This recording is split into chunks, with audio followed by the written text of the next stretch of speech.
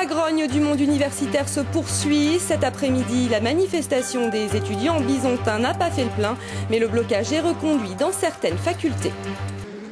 7e semaine de perturbations à l'université de Franche-Comté. Après les enseignants-chercheurs, les étudiants ont pris le relais de la contestation des réformes de l'enseignement supérieur. Cet après-midi, nouvelle manifestation à Besançon.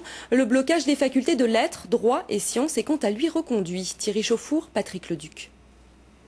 Il faut faire vivre le VAB, le village autogéré de la Boulois. Assemblée générale, commission, discussion balaient toutes les questions sur l'avenir de l'université et le refus d'une autonomie synonyme de hiérarchisation.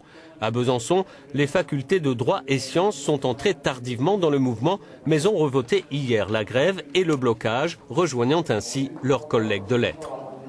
Au début, on avait décidé de voir un petit peu comment le gouvernement allait céder. Et, apparemment, il continue à ne pas céder, donc ça pousse à la radicalisation partout en France. On suit aussi le mot d'ordre de la coordination nationale.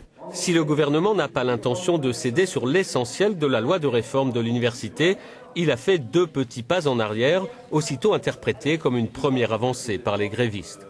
Ça fait 2 mois qu'on est vraiment dans le mouvement, ça fait 2 semaines qu'on s'est bien radicalisé. Le gouvernement a reculé sur sur les suppressions de postes, avec un gel des postes pour l'année prochaine. Il commence à reculer aussi sur la réforme des enseignants-chercheurs, donc ça avance petit à petit. C'est pour ça qu'il ne faut pas lâcher le mouvement. Voté à une large majorité, le blocage de la faculté ne fait pas l'unanimité.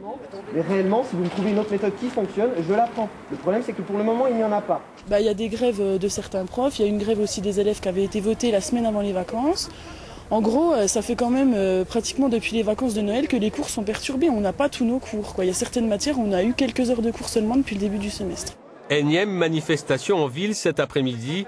200 étudiants et enseignants-chercheurs indécis sur la marche à suivre et qui s'interrogent. Si le mouvement devait se poursuivre, il faudra trouver des solutions pour l'organisation et la validation des examens.